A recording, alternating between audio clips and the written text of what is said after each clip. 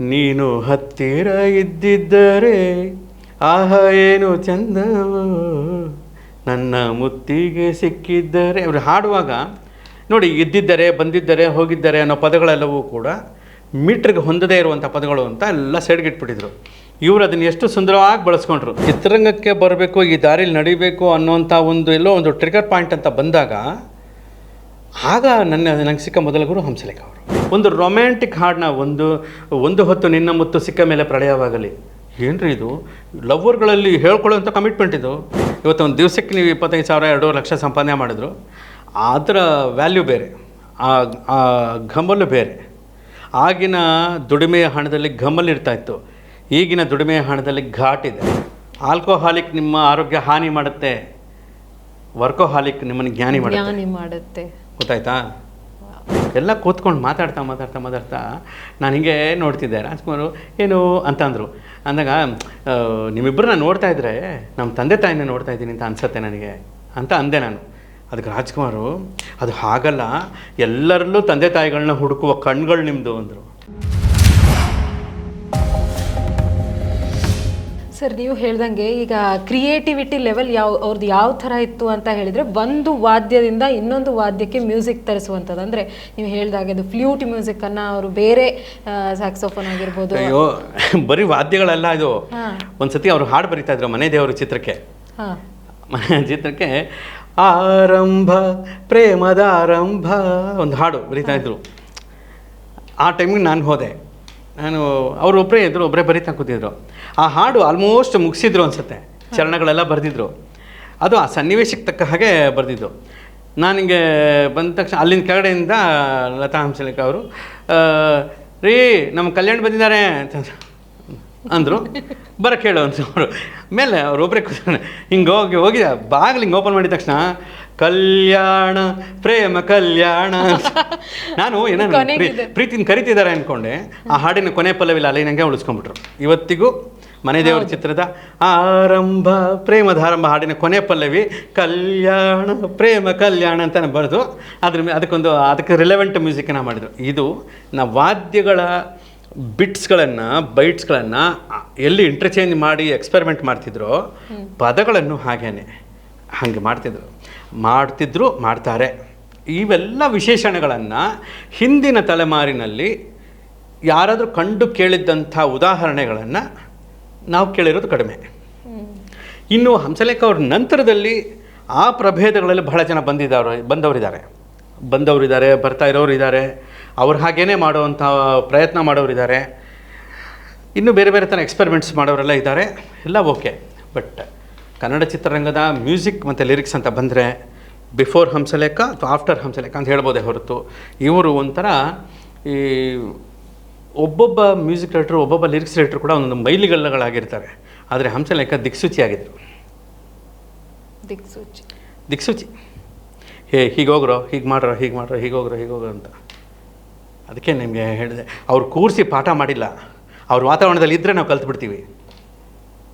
ಅವರ ಎಕ್ಸ್ಪೆರಿಮೆಂಟ್ಸ್ ಇದೇನು ಮಾಡ್ತಿದ್ರಲ್ಲ ಸರ್, ಇದೆಲ್ಲ ನೋಡಿದಂಗೆ ನಿಮಗೆ ಹೆಂಗೆ ಅನಿಸ್ತಿತ್ತು? ಅಂದರೆ ಇದು ನಮಗೆ ಮಾಡೋಕ್ಕೆ ಸಾಧ್ಯನಾ? ಇವರೇ ಮಾಡೋಕ್ಕೆ? ಅಯ್ಯೋ, ಆ ಧೈರ್ಯ ಗುಂಡು ಧೈರ್ಯ ಇಲ್ಲ ನಮಗೆ. ಅವ್ರು ಮಾಡೋದು ನಮ್ಮಿಂದ ಮಾಡೋಕ್ಕಾಗತ್ತಾ ಅಂತಲ್ಲ ಅಂದ್ಕೊಳ್ಳೋಕ್ಕೆ ಅಷ್ಟೆಲ್ಲ ಮೀಟ್ರ್ ಇಲ್ಲಮ್ಮ. ಫಸ್ಟ್ ಮೀಟ್ರಲ್ಲಿ ಹಾಡು ಬರೆಯೋದೇ ದೊಡ್ಡ ಕಷ್ಟ. ಒಂದು ಟ್ಯೂನ್ಗೆ ಮೀಟ್ರ್ ಅಂತೀವಲ್ಲ, ಟ್ಯೂನ್ಗೆ ಆ ಮೀಟ್ರಲ್ಲಿ ಹಾಡು ಬರೆಯೋದೇ ದೊಡ್ಡ ಕಷ್ಟ. ಇನ್ನು ಹಿಂಗೆಲ್ಲ ಅಂದ್ಕೊಳ್ಳೋಷ್ಟು ಮೀಟ್ರಲ್ಲ ನಮ್ಗೆ ಇರಲ್ಲ. ಅವ್ರು ಮಾಡ್ತಿದ್ವಿ, ಬೆರಗಾಗ್ತಿದ್ವಿ. ಆಶ್ಚರ್ಯ, ಬೆರಗು. ಅದೇ ಇವ್ರು ಹೆಂಗೆ ಮಾಡ್ತಾರೆ ಅನ್ನೋ. ಯಾಕೆಂದರೆ ಈ ಟೈಮ್ನಲ್ಲಿ ಆಗಾಗ ಬಹಳ ಸರ್ತಿ ವಿ ಮನೋಹರ್ ಅವರು ಹಂಸಲೇಖ ಸರ್ ವಾತಾವರಣಕ್ಕೆ ಬಂದು ಹೋಗ್ತಾಯಿದ್ರು. ನನಗೆ ಅವರು ತುಂಬ ಆಪ್ತರಾದರು. ಆವಾಗ LN ಶಾಸ್ತ್ರಿ ನನ್ನ ಜೊತೆಗಿದ್ದರು, ಅವನು ರಾಜೇಶ್ ಕೃಷ್ಣನ್ ಅವನು ಇರ್ತಿದ್ದ, ಎಲ್ಲರೂ ಇರ್ತಿದ್ವಿ. ಅವ್ರು ಮಾಡೋದೆಲ್ಲ ನಮಗೊಂದು ಆಶ್ಚರ್ಯ, ಒಂದು ಭ್ರಮೆ ಹುಟ್ಟಿಸ್ತಿದ್ವಿ. ಹೆಂಗೆ ಈ ಪದಗಳನ್ನು ಹೆಂಗೆ ಇದು ಮಾಡ್ತಾರೆ, ಹೇಗೆ ಸಾಧ್ಯ ಅಂತ. ಒಂದು ಸರಳವಾದ ಪದಗಳನ್ನು ಇಟ್ಕೊಂಡು ಸರಳವಾಗಿ ಬರೆಯೋದು ಒಂದು ದೊಡ್ಡ ರಿಸ್ಕೆ. ಅದ್ರ ಮಧ್ಯೆ ಇವರು ವಿರಳವಾದ ಪದಗಳನ್ನ ಇಟ್ಕೊಂಡು ಸರಳವಾಗಿ ಬರೀತಾರಲ್ಲ, ಅದು ಹೆಂಗೆ ಅರ್ಥ ಆಯ್ತು? ವಿರಳವಾದ ಪದ ಇಟ್ಕೊಂಡು ಸರಳವಾಗಿ ಬರೆಯೋದಿದೆಯಲ್ಲ, ಅದು ಅರ್ಥ ಆಗುತ್ತೆ. ಇವ್ರು ಬರೆದಿದ್ದು ಯಾವುದೋ ಒಬ್ರಿಗೆ ಅರ್ಥ ಆಗಿಲ್ಲ ಅನ್ನೋವಂಥ ಉದಾಹರಣೆ ನನಗಂತೂ ಕಂಡಿಲ್ಲ. ಈಗ ನಾನು ಓದಿರೋದು 10ನೇ ಕ್ಲಾಸ್ ನಂತರ ನಾನು ಓದಿಲ್ಲ. 16 ವಯಸ್ಸು, 17ನೇ ವಯಸ್ಸಿಗೆ ನಾನು ಇವ್ರ ಹತ್ರ ಶಿಷ್ಯವೃತ್ತಿಗೆ ಸೇರಿಕೊಂಡೆ. ನನಗೆ ಯಾವ ಜ್ಞಾನ ಇದೆ, ಏನು ನನ್ನ ತಲೆಯಲ್ಲಿದೆ, ಏನಿಲ್ಲ. ಬಟ್ ಅವ್ರು ಬರೆಯುವಂಥ ಪ್ರಬುದ್ಧವಾದದ್ದೆಲ್ಲ ನನಗೆ ಈಸಿಯಾಗಿ ಹೆಂಗೆ ಅರ್ಥ ಆಗುತ್ತೆ? ಹೆಂಗೆ ಅರ್ಥ ಆಗುತ್ತೆ, ಎಲ್ರಿಗೂ ಅರ್ಥ ಆಗುವ ಶೈಲಿಯಲ್ಲಿ ಅವರು ಅವರ ಪದಗಳನ್ನು ಅವರ ಥೈಲಿಯಲ್ಲಿ ಇಟ್ಕೊಂಡು ಬಂದರು. ಕರೆಕ್ಟಾ? ಅವರ ಥೈಲಿ ತುಂಬ ಇದ್ದಿದ್ದೆಲ್ಲ ಅದ್ಭುತವಾದ ಶೈಲಿ. ಅದಕ್ಕೆ ಅವ್ರ ಕೈಲಿ ಯಾವತ್ತೂ ಕೆಲಸ ಖಾಲಿನೇ ಆಗಲಿಲ್ಲ, ಇವತ್ತು ಅಷ್ಟೇ. ಗೊತ್ತಾಯ್ತಾ? ಹಾಗಾಗಿ ಅವರು ಆ ಒಂದು ಇದರಲ್ಲಿ ವಿಶೇಷತೆಗಳು, ತುಂಬ ವಿಶೇಷತೆಗಳಿದೆ. ನೀವು ಯಾವತ್ತೂ ಒಂದು ವಿಚಾರವನ್ನು ದಯವಿಟ್ಟು ಎಲ್ಲ ಗಮನಿಸಬೇಕು. ಒಬ್ಬರ ವ್ಯಕ್ತಿತ್ವವನ್ನು, ಒಬ್ಬರ ಕೃತಿಯನ್ನು, ಒಬ್ಬರ ಸಾಧನೆಯನ್ನು, ಒಬ್ಬರ ರೂಪವನ್ನು, ಒಬ್ಬರ ಸ್ವರೂಪವನ್ನು, ಒಬ್ಬರ ಆಲೋಚನೆಗಳನ್ನು ಒಂದಕ್ಕೊಂದು ಕಂಪೇರ್ ಮಾಡಕೂಡ್ದು. ಅದನ್ನು ಅದ್ರ ಹಾಗೆ ನೋಡಿದ್ರೆ ಚೆಂದ. ನದಿಯನ್ನು ಪರ್ವತದ ಹಾಗೆ ನೋಡಬೇಡಿ, ಹತ್ತಕ್ಕೆ ಹೋದರೆ ಬಿದ್ದೋಗ್ಬಿಡ್ತೀರಾ. ನದಿಯನ್ನು ಪರ್ವತದ ಹಾಗೆ ನೋಡಬೇಡಿ ಅಲ್ವಾ, ಪರ್ವತದ ಮೇಲೆ ಬೋಟ್ ಇಟ್ಕೊಂಡು ಓಡಾಡಬೇಡಿ ಅಲ್ವಾ. ಅದನ್ನು ಅದ್ರ ಹಾಗೆ ನೋಡಿ. ಅದರ ನಿಜವಾದ ಒಂದು ಸೌಂದರ್ಯ, ಈ ಪ್ರಕೃತಿ, ಪ್ರಪಂಚ, ಪ್ರತಿಯೊಬ್ಬ ಮನುಷ್ಯನೇ ಒಂದು ಯೂನಿಕ್ಕು. ಅದನ್ನು ಅರ್ಥ ಮಾಡ್ಕೊಳ್ಳೋದೇ ಹೋದರೆ ನಾವು ಪ್ಯಾನಿಕ್ಕು. ಆದ್ರೆ ಹಾಗೆ ಅದನ್ನು ಹಾಗೆ ನೋಡಿ, ಇವತ್ತಿಗೂ ಯಾವತ್ತಿಗೂ ಸಲ್ಲುವಂಥ ಒಂದು ವಿಶೇಷತೆಗಳು. ಒಂದು ರೊಮ್ಯಾಂಟಿಕ್ ಹಾಡನ್ನ ಒಂದು ಹೊತ್ತು ನಿನ್ನ ಮುತ್ತು ಸಿಕ್ಕ ಮೇಲೆ ಪ್ರಳಯವಾಗಲಿ. ಏನ್ರಿ ಇದು? ಲವ್ವರ್ಗಳಲ್ಲಿ ಹೇಳ್ಕೊಳ್ಳೋವಂಥ ಕಮಿಟ್ಮೆಂಟ್ ಇದು. ಒಂದು ಹೊತ್ತು ನಿನ್ನ ಮುತ್ತು ಸಿಕ್ಕ ಮೇಲೆ ಪ್ರಳಯವಾಗಲಿ. ಯಾರು ಬರೆದ್ರು ಅದಕ್ಕೆ ಮುಂಚೆ? ಆಮೇಲೆ ಯಾರು ಬರೆದ್ರು ಅಲ್ವಾ? ಹಾಗೆ ಇಂಥದ್ದು ಇದೆಲ್ಲ ಒಂದು ರೊಮ್ಯಾಂಟಿಕ್ ಲೈನ್ಗಳು ಬಿಟ್ಟಾಕಿ ಬೇಕಾದಷ್ಟು. ಸರ್, ನೀವು ಬರೆದಿರುವಂಥ ಈ ರೊಮ್ಯಾಂಟಿಕ್ ಲೈನ್ ನಾವು ಗಮನಿಸಿದ ಹಾಗೆ ಅಂದರೆ ಹುಡುಗಿಯ ಒಳಗಿನ ಫೀಲಿಂಗ್ಸ್ ಏನಿದೆ ಅದು ಕೂಡ ಎಷ್ಟು ಅಂದವಾಗಿ ಬರೀತೀರಿ, ಮತ್ತು ಹುಡುಗನ ಒಳಗಿರುವಂಥ ಫೀಲಿಂಗ್ಸ್ ಅದೆಲ್ಲವೂ ಕೂಡ ಅಷ್ಟು ಅಂದರೆ ಅಷ್ಟು ಕರೆಕ್ಟಾಗಿ ಬರೆದಿರುವಂಥದ್ದನ್ನು ನೋಡಿದಾಗ ಹಂಸಲೇಖ ಅವರ ರಿಯಾಕ್ಷನ್ ಯಾವ ಥರ ಇರ್ತಿತ್ತು? ತುಂಬ ಖುಷಿ ಪಡೋರು. ತುಂಬ ಎಮೋಷ್ನಲಿ ಬರೀತೀಯ ಕಣ, ತುಂಬ ಪೊಯಿಟಿಕ್ಕಾಗಿ ಬರೀತೀಯ ಅಂತ ಹೇಳಿದ್ದಾರೆ. ಸಮಸ್ಯೆ ಹೇಳಿದೆ, ತುಂಬ ಎಮೋಷ್ನಲ್ ಆಗಬೇಡ ಕಣ, ತುಂಬ ಎಮೋಷ್ನಲಿ ಬರೀತೀಯಲ್ಲ, ಬಟ್ ಚೆನ್ನಾಗಿದೆ ನೋಡು. ನಮ್ಮ ಅತ್ತೆ ಅದನ್ನೇ ಇಷ್ಟಪಡ್ತಾರೆ ನೋಡು ಅನ್ನೋರು. ಅವ್ರ ಮೇಲೆಲ್ಲ ಅದನ್ನ ಇಷ್ಟಪಡೋರು ಆ ಥರ ತುಂಬ ಪ್ರೀತಿಸಿದ್ದಾರೆ. ಬಟ್ ಒಂದು ಸತ್ಯ ಏನಂದರೆ, ಆ ಒಂದು ಜೀವನಾನುಭವ ಇದೆಯಲ್ಲ, ಆ ವಿಷಯ ಅಂತ ಬಂದಾಗ ಅವರು ತುಂಬ ದೊಡ್ಡ ಮುತ್ಸದ್ದಿಯವರು. ಈಗ ನೀವು ಹೇಳ್ದಂಗೆ ಅವ್ರ ಅವಾರ್ಡ್ ಬಂದಾಗ ನೀವು ಹೋಗಿ ಅವರನ್ನ ನಮಸ್ಕಾರ ಮಾಡಿದ್ರಿ, ಅವ್ರು ಅದಕ್ಕೇನೋ ಅದೇನು ಬಂದಿರ್ಬೋದು ಅನ್ನೋ ಥರ ಅವ್ರು ರಿಯಾಕ್ಟ್ ಮಾಡಿದ್ರು. ನಿಮಗೂ ಸಹ ಫಿಲ್ಮ್ ಫೇರ್ ಅವಾರ್ಡ್ಸ್ ಬಂತು, ಸ್ಟೇಟ್ ಅವಾರ್ಡ್ಸ್ ಬಂತು. ಅವಾಗ ಅವ್ರು ನಿಮಗೆ ಯಾವ ಥರ ಶುಭಾಶಯ ಏನಾದರೂ ಕೋರಿದ್ರ ಅಥವಾ ಖುಷಿ ಹೇಗೆ ಪಟ್ರು? ಅವರು ಫೋನ್ ಮಾಡಿ ವಿಶ್ ಎಲ್ಲ ಮಾಡಿಲ್ಲ, ಬಟ್ ಎದುರುಗಡೆ ಸಿಕ್ಕಿದಾಗ ಕಣ್ಣಲ್ಲೇ ಒಂದು ಖುಷಿ ತೋರಿಸೋರು. ಹಿಂಗೆ ಅವಾರ್ಡ್ ಬಂತು ಕಣ, ಕಂಗ್ರಾಟ್ಸ್ ಅವೆಲ್ಲ ಹೇಳಿಲ್ಲ ಅವರು. ಬಟ್ ಅವ್ರಿಗೆ ಖುಷಿ ಆಗೋದು, ಅವ್ರ ಖುಷಿ ನನಗೆ ಅರ್ಥ ಆಗ್ತಿತ್ತು ಅಷ್ಟೇ. ಆಮೇಲೆ ನನಗೇನೇ ಒಂದು ಈ ಅವಾರ್ಡ್ ಅಂತ ಬಂದಾಗ ಅವ್ರ ಮುಂದೆ ಹೋಗಿ ಹೇಳ್ಬೇಕು ಅಂತ ನನಗೆ ತುಂಬ ಮುಜುಗರ ಆಗೋದು, ತುಂಬ ಸಂಕೋಚ ಆಗೋದು. ಅವ್ರ ಮುಂದೆ ಹೋಗಿ ನನಗೇನೋ ಬಂತು ನಾನು ಹೇಳೋದು ಎಷ್ಟು ಚಿಕ್ಕದಾಗಿರುತ್ತೆ ವಿಷಯ ಅಂತ ನಾನು ಹೇಳ್ಕೊತಾನೆ ಇರಲಿಲ್ಲ ನಾನು. ಆಮೇಲೆ ಏನೂ ಅಲ್ಲ, ನಮಗೆಲ್ಲ ಬರೋ ಪ್ರಶಸ್ತಿಗಳು ಏನೂ ಅಲ್ಲ, ಅವರ ಒಂದೊಂದು ಹಾಡು ನಮಗೊಂದೊಂದು ಪ್ರಶಸ್ತಿಗಳು. ಅವಳೇ ನನ್ನ ಹೆಂಡತಿ ಸಿನಿಮಾ ರಿಲೀಸ್ ಆದ ಸಮಯದಲ್ಲಿ ಅದರಲ್ಲಿ ಒಂದೊಂದು ಹಾಡು, ನೀನು ಹತ್ತಿರ ಇದ್ದಿದ್ದರೆ ಆಹ ಏನು ಚಂದವೋ ನನ್ನ ಮುತ್ತಿಗೆ ಸಿಕ್ಕಿದ್ದರೆ. ಅವರು ಹಾಡುವಾಗ ನೋಡಿ, ಇದ್ದಿದ್ದರೆ, ಬಂದಿದ್ದರೆ, ಹೋಗಿದ್ದರೆ ಅನ್ನೋ ಪದಗಳೆಲ್ಲವೂ ಕೂಡ ಮೀಟ್ರಿಗೆ ಹೊಂದದೇ ಇರುವಂಥ ಪದಗಳು ಅಂತ ಎಲ್ಲ ಸೈಡ್ಗಿಟ್ಬಿಟ್ಟಿದ್ರು. ಇವರು ಅದನ್ನು ಎಷ್ಟು ಸುಂದರವಾಗಿ ಬಳಸ್ಕೊಂಡ್ರು. ನೀನು ಹತ್ತಿರ ಇದ್ದಿದ್ದರೆ, ಹತ್ತಿರ ಅಂತ ಹೇಳಲ್ಲ, ಹತ್ತಿರ ಅಂತ ಹೇಳೋದು.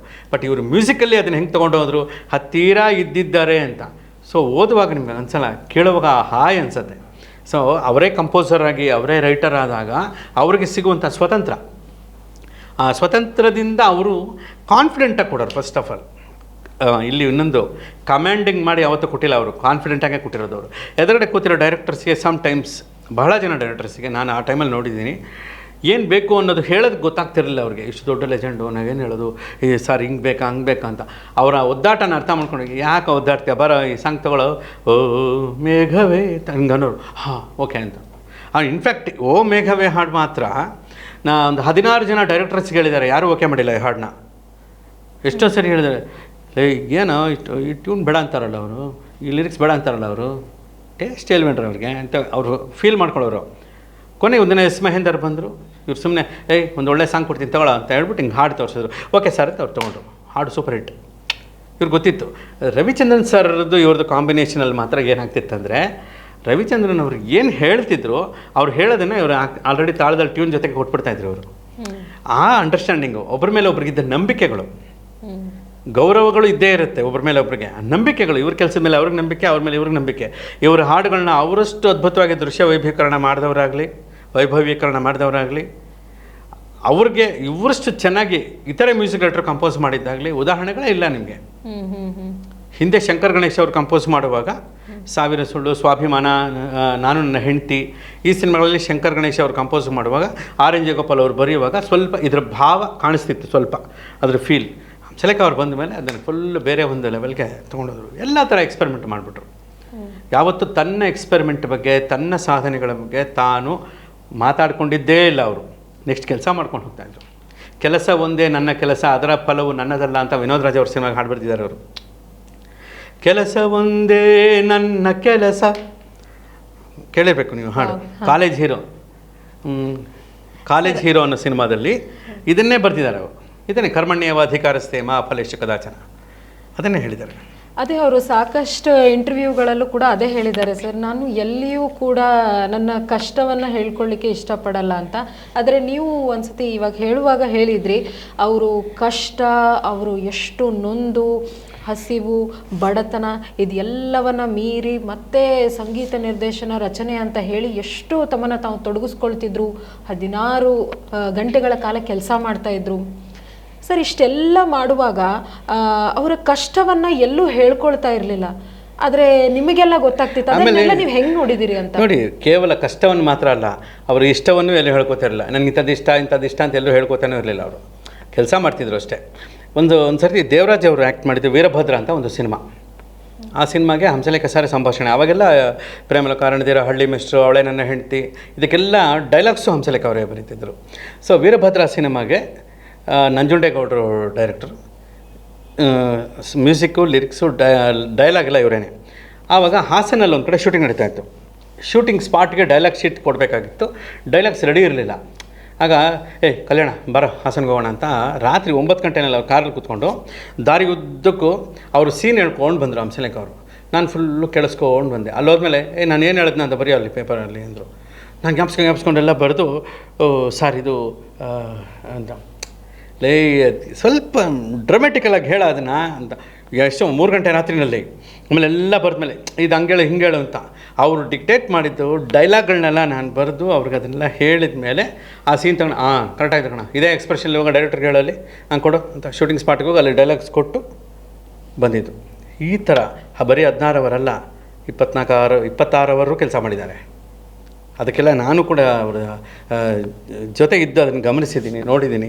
ಈ ಥರ ಅವರು ಕೆಲಸ ಅಂತ ಬಂದಾಗ ಅವ್ರಿಗೆ ದಣಿವೇ ಆಗೋದಿಲ್ಲ. ಕಾನ್ಫಿಡೆನ್ಸ್ ಮೈನಾಗಿ ಇಲ್ಲಿ ಗಮನಿಸಬೇಕಾದ ಅವರ ಒಂದು ಕಾನ್ಫಿಡೆನ್ಸ್, ಭರವಸೆ. ನಾನು ಇದು ಮಾಡ್ತೀನಿ ಚೆನ್ನಾಗಿದೆ, ನಾನು ಇದು ಕೊಡ್ತೀನಿ ಚೆನ್ನಾಗಿರುತ್ತೆ. ಇಲ್ಲಿ ಅದನ್ನು ಕೆಲವರು ಅಹಂಕಾರ ಅಂತ ಅಂದುಕೊಂಡಿರಬಹುದು, ಗೊತ್ತಿಲ್ಲ. ಅವ್ರ ಮುಂದೆ ಹೇಳೋ ಧೈರ್ಯ ಯಾರಿಗೂ ಇಲ್ಲ. ಆದರೆ ನನ್ನ ಪ್ರಕಾರ ಅದು ಅಹಂಕಾರ ಅಲ್ಲ, ಅವ್ರಿಗಿದ್ದ ಅಖಂಡ ಭರವಸೆ. ಅದು ತಗೊಳ್ಳೋ ಚೆನ್ನಾಗಿದೆ ಅಂತ ಕೊಡೋದಿದೆಯಲ್ಲ, ಕಾನ್ಫಿಡೆನ್ಸ್. ತುಂಬ ಕಾನ್ಫಿಡೆನ್ಸ್ನ ಇವರು ಕೊಟ್ಟಿದ್ದೆಲ್ಲ ಸೂಪರ್ ಹಿಟ್ ಆಗಿದೆ.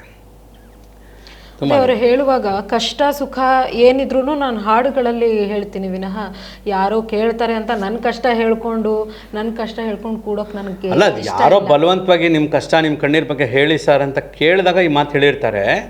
ಅವ್ರು ಯಾವತ್ತೂ ಅವ್ರ ಕಷ್ಟಗಳ ಬಗ್ಗೆ ಮಾತಾಡಿದ್ದೆಲ್ಲ ನಗೋದು, ನಗಿಸೋದು ಇದೆಯಲ್ಲ ಅಲ್ಟಿಮೇಟ್. ಅದು ಕಲ್ಲನ್ನು ಕೂಡ ಅವ್ರು ಕರಗಿಸ್ತಾರೆ, ನಗಿಸ್ತಾರೆ ಅವರು.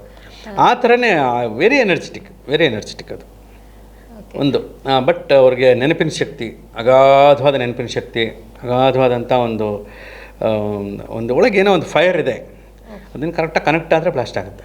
ಓಕೆ, ಮ್ಯೂಸಿಕಲ್ ಜರ್ನಿ ಅಥವಾ ಮ್ಯೂಸಿಕಲ್ ಡೈರೆಕ್ಷನ್ ಅಂತ ಹೇಳಿ ಬಂದಾಗ ಹಂಸಲೇಖ ಸರ್ ಅವ್ರ ಬಗ್ಗೆ ಹೇಳ್ತಾ ನೀವು ಹೇಳಿದ್ರಿ, ಕನ್ನಡ ಮ್ಯೂಸಿಕಲ್ ಇಂಡಸ್ಟ್ರಿಯಲ್ಲಿ ಬಿಫೋರ್ ಹಂಸಲೇಖ, ಆಫ್ಟರ್ ಹಂಸಲೇಖ ಅಂತ ನೀವು ಹೇಳಿದ್ರಿ. ನಿಮ್ಮ ಜೀವನದಲ್ಲಿ ಅದು ಯಾವ ರೀತಿಯಾಗಿ ಪ್ರಭಾವ, ಅಂದರೆ before Hamsalekha sir, after Hamsalekha sir? ನೋಡಿ, ಬಿಫೋರ್ ಹಂಸಲೇಖ ಸರ್ ನಾನು ಚಿತ್ರರಂಗಕ್ಕೆ ಬಂದೇ ಇಲ್ಲ. ಆವಾಗ ನಾನು ತುಂಬ ಹಾಡುಗಳು ಕೇಳ್ತಾ ಇದ್ದೆ. ನನಗೆ ರಾಜನ್ ನಾಗೇಂದ್ರ ಅವರು ಅಂದರೆ ನನಗೆ ಪ್ರಾಣ ಇದ್ದಂಗೆ, ಜಿ.ಕೆ. ವೆಂಕಟೇಶ್ ನನ್ನ ಬ್ರೈನ್ ಇದ್ದಂಗೆ, ವಿಜಯ ಭಾಸ್ಕರ್ ನರನಾಡಿ ಇದ್ದಂಗೆ, ಎಂ ರಂಗರಾವ್ ನನ್ನ ಬ್ಲಡ್ ಇದ್ದಂಗೆ, ಎಲ್ಲರೂ ಒಂದೊಂದು ಅಲ್ವಾ ಇದ್ದಂಥ Upendra Kumar, Satyam, T G Lingappa, T G ಲಿಂಗಪ್ಪನವ್ರು ಕ್ಲಾಸಿಕಲ್ಸು, ಕೆ ವಿ ಮಹಾದೇವನ್ ಮಾಡ್ತಿದ್ರು, ಆಗ ಇಳೆಯರಾಜ ಅವ್ರು ಬಂದು ಇಲ್ಲಿ ಮಾಡ್ತಿದ್ರು, ಶಂಕರ್ನಾಗ್ ಅವ್ರ ಸಿನಿಮಾಗಳೆಲ್ಲ ಸಾಲಾಗಿ ಮಾಡ್ತಿದ್ರು. ಈ ಎಲ್ಲದಕ್ಕೂ ನಾನು ಅಭಿಮಾನಿಯಾಗಿದ್ದೆ, ಹಾಡುಗಳ ಅನುರಾಗಿಯಾಗಿದ್ದೆ, ಹಾಡುಗಳನ್ನ ತುಂಬ ಪ್ರೀತಿಸ್ತಿದ್ದೆ, ಇಷ್ಟಪಡ್ತಿದ್ದೆ, ಎಲ್ಲ ಮಾಡ್ತಿದ್ದೆ. ನಾನು ಫೀಲ್ಡಿಗೆ ಬಂದಿಲ್ಲ, ಚಿತ್ರರಂಗಕ್ಕೆ ಬರಬೇಕು, ಈ ದಾರಿಲಿ ನಡಿಬೇಕು ಅನ್ನೋಂಥ ಎಲ್ಲೋ ಒಂದು ಟ್ರಿಗರ್ ಪಾಯಿಂಟ್ ಅಂತ ಬಂದಾಗ ಆಗ ನನಗೆ ಸಿಕ್ಕ ಮೊದಲ ಗುರು ಹಂಸಲೇಖ ಅವರು. ಆಗ ನನಗೆ ಆಫ್ಟರ್ ಹಂಸಲೇಖನೇ ನನಗೆಲ್ಲ ಕಾಣಿಸಿದ್ದು. Before Hamsalekha I am not in this field. But ನಾನು ಓದ್ತಿದ್ದೆ, ಬಟ್ ಎಲ್ಲರ ಹಾಡುಗಳು ನಾನು ಆರಾಧಿಸಿದೆ. ಈಗಲೂ ನನಗೆ ಹಂಸಲೇಖ ಸರ್ ಹಿಂದಿನ ಎಲ್ಲ ಸಂಗೀತ ನಿರ್ದೇಶಕರ ಹಾಡುಗಳು ನಂಗೆ ಮನದಟ್ಟಾಗಿದೆ, ಬೈ ಹಾರ್ಟ್ ಆಗಿದೆ.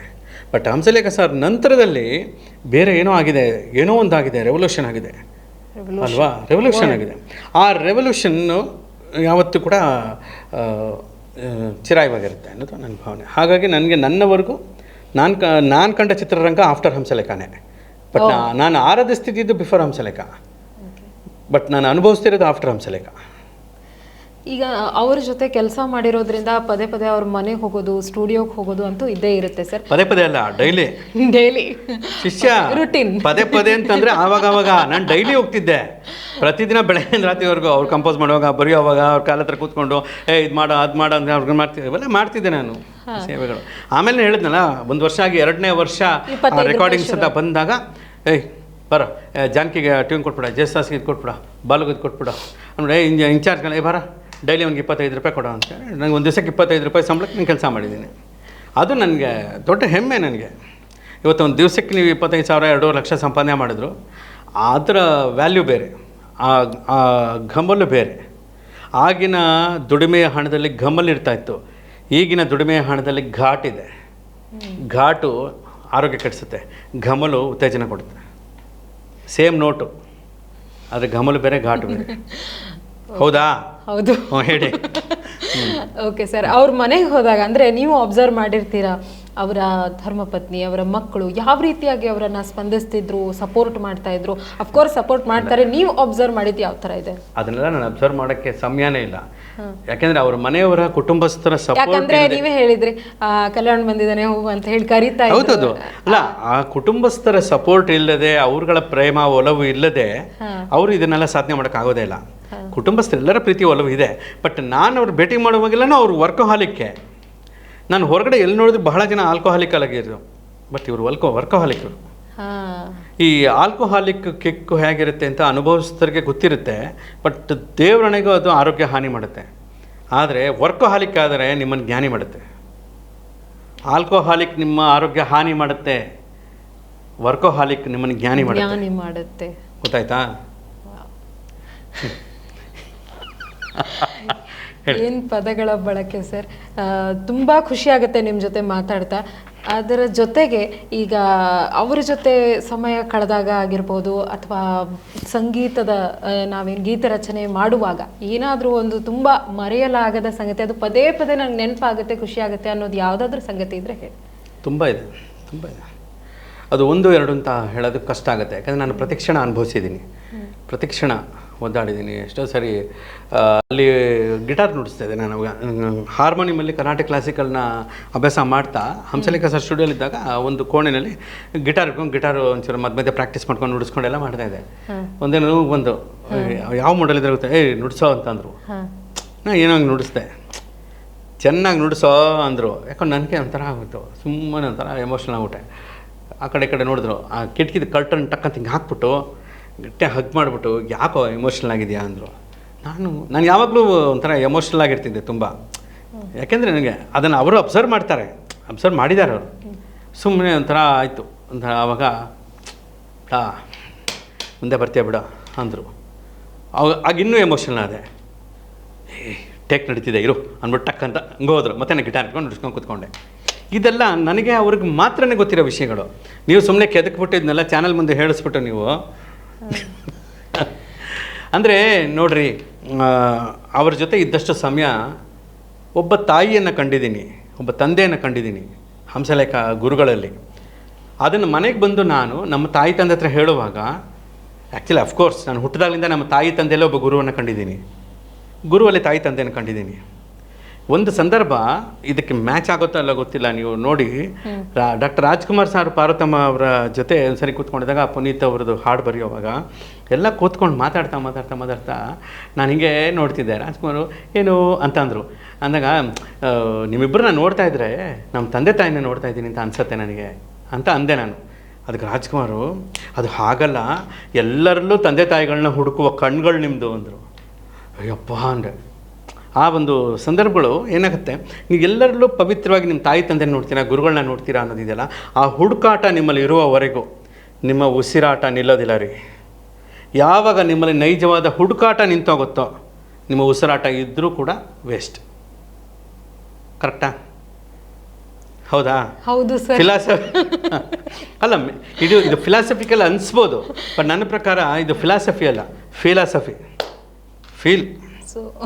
ನಿಮ್ಮಲ್ಲಿ ಯಾವಾಗಲೂ ಒಂದು ಹುಡುಕಾಟ ಇರಬೇಕು, ಒಂದು ತಾದಾತ್ಮ್ಯತೆ ಇರಬೇಕು. ಆವಾಗ ಮಾತ್ರ ನಿಮ್ಮ ಉಸಿರಾಟಕ್ಕೊಂದು ಅರ್ಥ.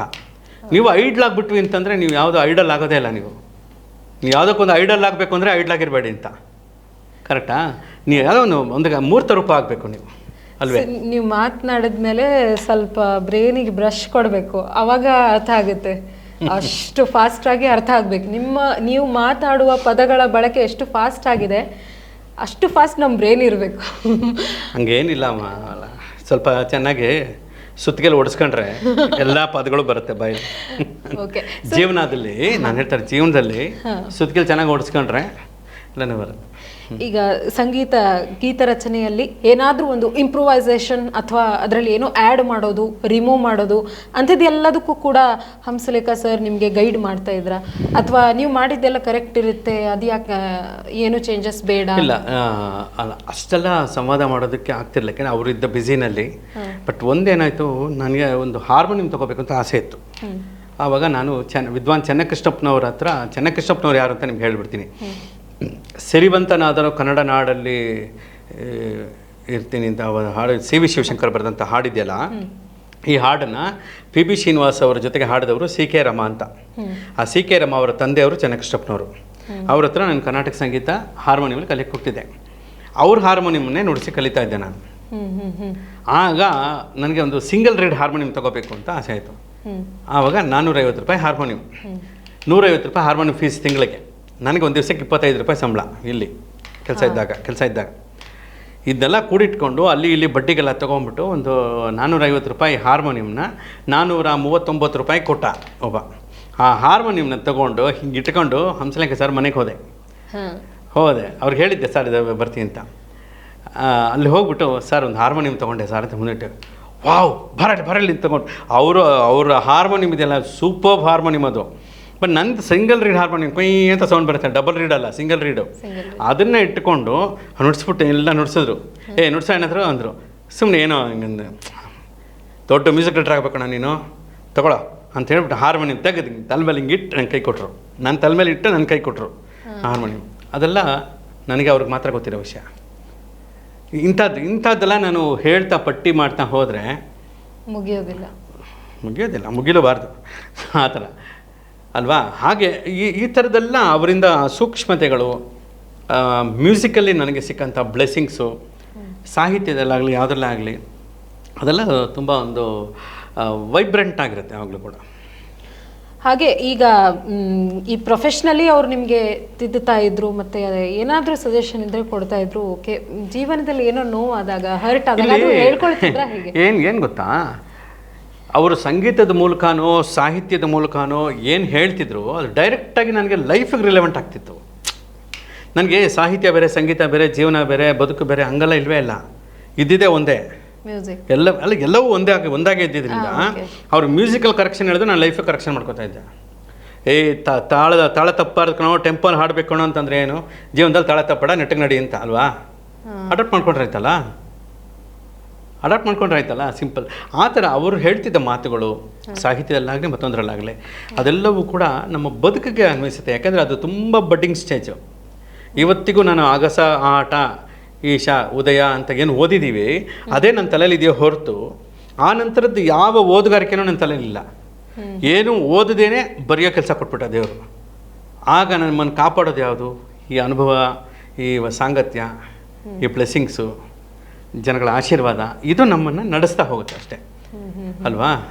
ಓಕೆ, ಇಷ್ಟೊತ್ತು ನಮ್ಮ ಜೊತೆ ಮಾತನಾಡಿದ್ರಿ ಸರ್. ಅದರಲ್ಲೂ ವಿಶೇಷವಾಗಿ 23ನೇ ತಾರೀಕು ನಾದ ಬ್ರಹ್ಮ ಹಂಸಲೇಖ ಸರ್ ಅವರ ಜನ್ಮ ದಿನದ ಕುರಿತಾಗಿ ನಿಮ್ಮ ಮತ್ತು ಅವರ ಜೊತೆಗಿನ ಅನುಭವಗಳು ಹಂಚ್ಕೊಂಡ್ರಿ.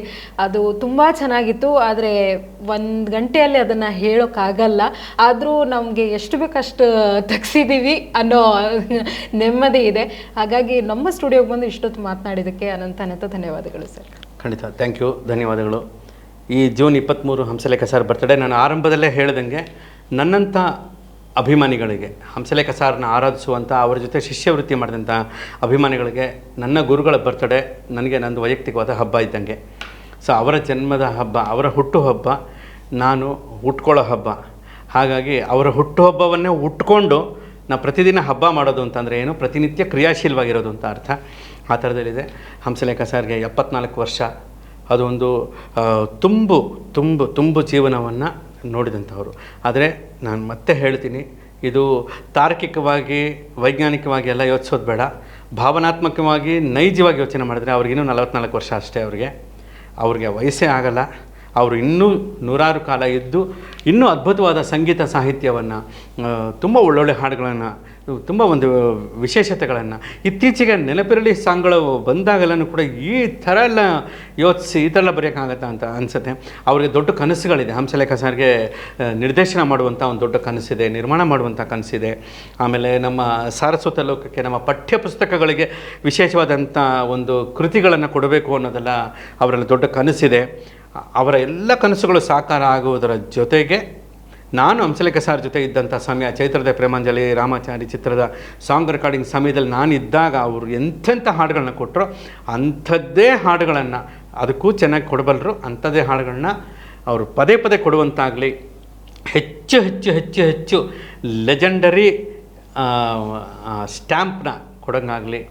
ಆಗ ಪ್ರತಿ ಇನ್ಲೇ ಕಾರ್ಡು ಕೂಡ ನಮಗೆ ಹಂಸಲೇಖ ಕಾರ್ಡ್ ಆಗುತ್ತೆ, ಹಂಸಲೇಖ ಕಾರ್ಡ್ ಆಗುತ್ತೆ. ಈ ಕಾರ್ಡು ಸದಾಕಾಲ ಪ್ರತಿಯೊಬ್ಬರ ಹೃದಯಗಳನ್ನ ತಲುಪಲಿ, ಒಳ್ಳೆಯ ಸುದ್ದಿಗಳನ್ನು ಕೊಡಲಿ ಅನ್ನೋ ಒಂದು ನನ್ನ ಬಲವಾದ ಆಕಾಂಕ್ಷೆ. ಜೊತೆಗೆ ಸದಾ ಬದ್ಧತೆಯಲ್ಲಿ ಇರುವಂತಹ, ಸಿದ್ಧತೆಯಲ್ಲಿ ಇರುವಂತಹ, ಪ್ರಬುದ್ಧತೆಯಲ್ಲಿ ಇರುವಂತಹ ಒಬ್ಬ ಸಂಪೂರ್ಣ ಸಂಗೀತ ನಿರ್ದೇಶಕರು ಮತ್ತು ಗೀತರಚನೆಕಾರರು ಹಂಸಲೇಖ ಸರ್. ಅವರಿಂದ ಸದಾ ಒಳ್ಳೊಳ್ಳೆ ಹಾಡುಗಳನ್ನು ಕೇಳಬೇಕು ಅನ್ನುವಂಥ ನಿರಂತರ ಶ್ರೋತೃಗಳಲ್ಲಿ ನಾನು ಒಬ್ಬನಾಗಿ ಮತ್ತೊಮ್ಮೆ ಹ್ಯಾಪಿ ಬರ್ಡೇ ಗುರುಗಳೇ, ನಮಸ್ಕಾರ.